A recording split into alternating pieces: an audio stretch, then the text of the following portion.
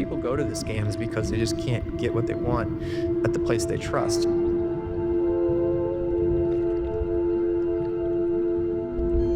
If I could have traded Bitcoin at Bank of America, I probably would have never had a Mt. Gox account. You know?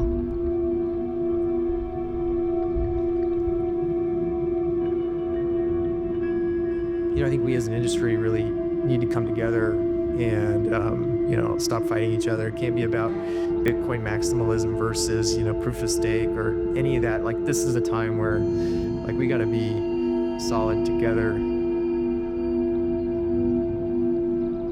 I don't think there's enough money to be made only trading Bitcoin versus fiat currencies. And so I think people ought to think about it like these other coins, they might be shit coins, just like, maybe most of the stocks on NASDAQ are shit coins.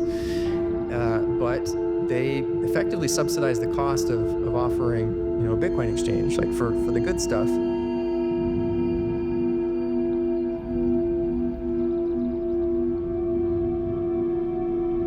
Personally, I think most of them are shit coins, and I personally would not hold them.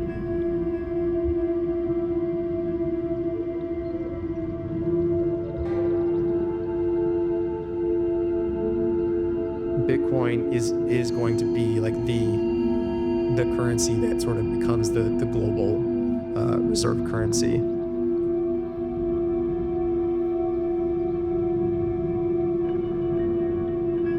I thought Ether had a shot until it flipped to proof of stake.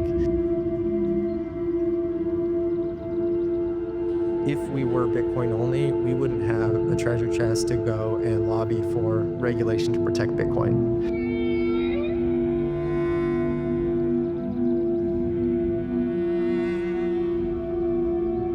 We make money from trading shit coins, and that money goes to pumping Bitcoin, basically, defending Bitcoin. I don't tell my family to buy shitcoin number 5,000. I'm just saying, basically buy Bitcoin and put it away and don't look at it for another 20 years.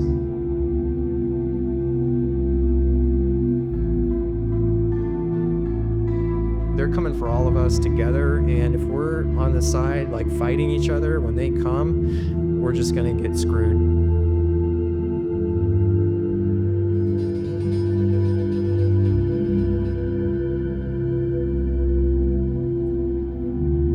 Every day is just about buying a little bit more time, for it to get a little bit bigger.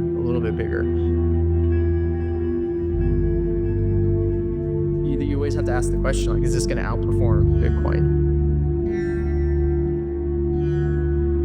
Some of these crypto projects like Bitcoin just go from 1 cent to $20,000, and well, that could happen with any token, but the reality is so much can go wrong along the way.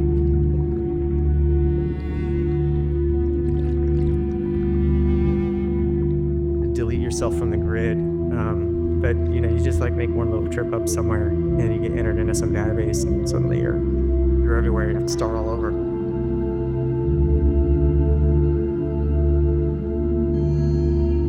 Keys on different continents, or you use multi-sig for everything.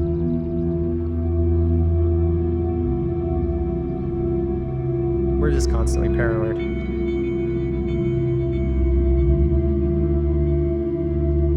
Every day that you don't get hacked is a good day, so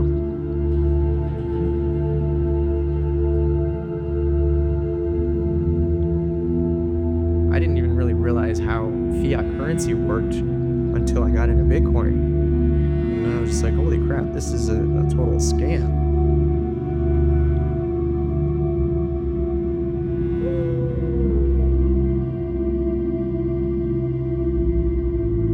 Headless and decentralized.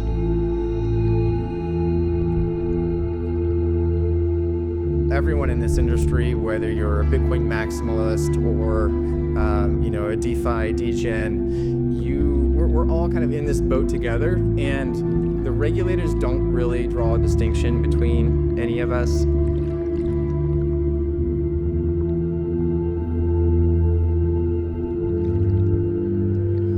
Please take your scammed money and contribute it to good crypto causes. That would be an effectively altruistic thing to do with the money that you scam.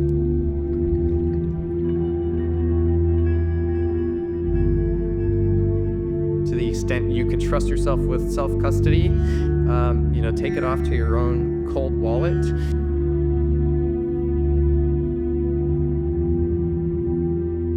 It's not something that people just like naturally think about. Like when you go to sign up for a bank account, you're not thinking like, oh, is Bank of America solvent? Like, should I check their audits versus Wells Fargo?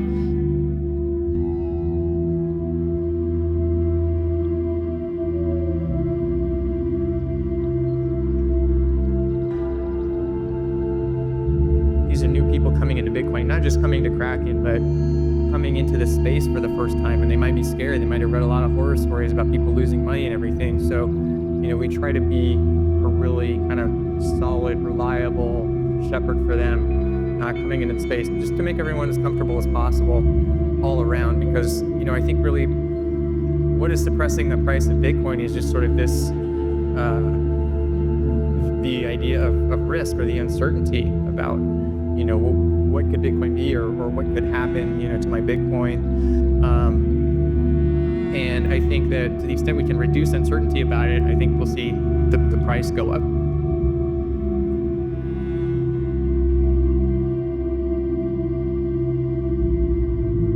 Bitcoin, for me, is an obvious way to kind of step out of that system and de-risk and have something that is real and finite and predictable, and over the short term is very volatile, but over the long term has proven to be an extremely great store of value.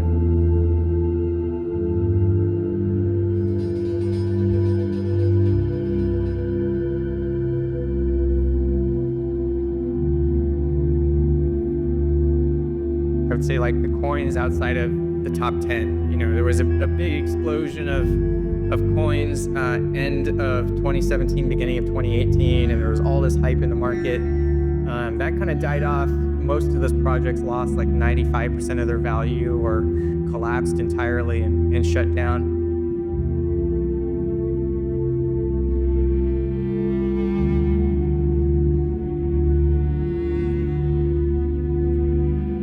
But I think more people like Paul Tudor Jones, of that caliber, coming in and saying, Bitcoin is legit. You should put, 1% of your assets into it or whatever. There's the more we can hear of that. I think it's support for other institutional investors and money managers to say, like, look, that guy who everyone agrees, knows what he's talking about, said that this is real. So we're going to put 1% of the fund into it. What could go? How much harm could it do? And it's a hedge against everything else.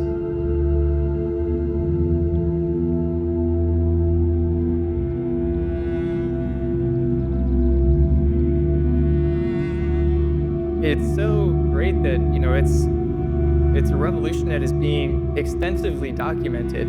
We've got so many podcasts about the space. We've got all of these forums. There's crypto Twitter, where you can engage directly with any CEO in the industry any time of day. There's the whole thing is very flat. People are very accessible. Everything is on video or recorded. I wish we had this for the internet.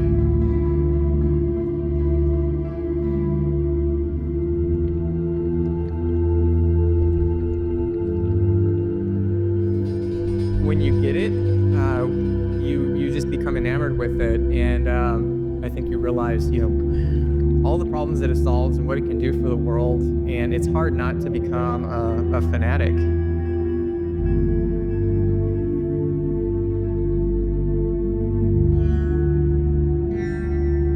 So I kind of see Bitcoin as the digital gold, or the gold standard, in terms of like a store of value.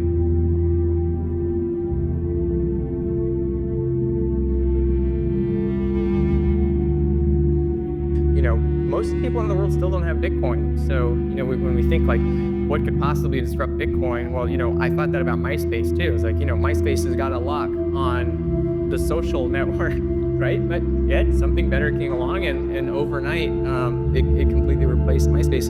So I think there's still a possibility for something like that to happen, but Bitcoin does have a massive head start. It's got all of the brand recognition. It's got 10 years of people beating on it, looking for security problems. Regulators understand it, so it's got a tremendous amount going for it. I think it would be very hard to overcome everything that it has built.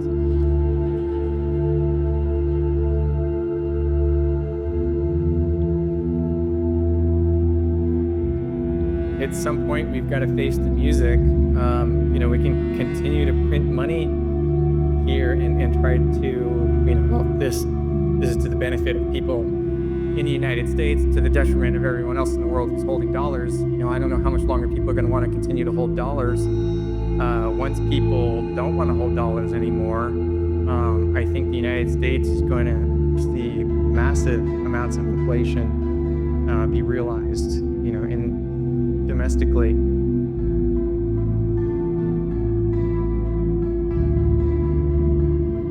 If everyone just kind of casually started buying Bitcoin, it could be a way to kind of sidestep the train that's coming, and not really, have to take the impact.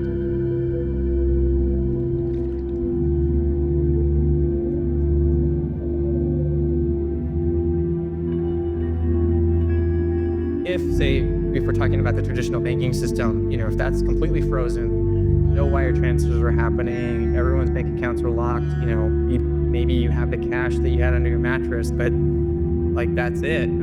I think we see the price of Bitcoin and other crypto just skyrocket, because that's all people have left to trade with, unless you want to go to bartering, cigarettes and coffee and bullets.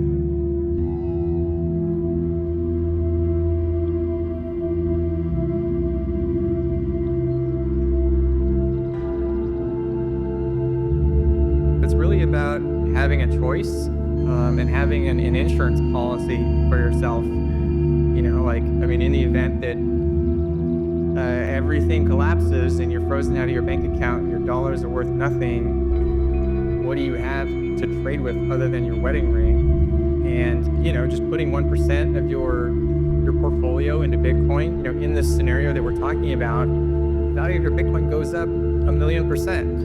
So 1% is going to be enough to get you through the crisis and get you back to where maybe start earning your income in terms of Bitcoin at that point. But it's gonna help you ride it out. And I think it's just such a small price to pay for an insurance policy that's going to pay off. That'll save your life at some point. Especially when it looks like the train is coming down the tracks. And right now we're standing in the way.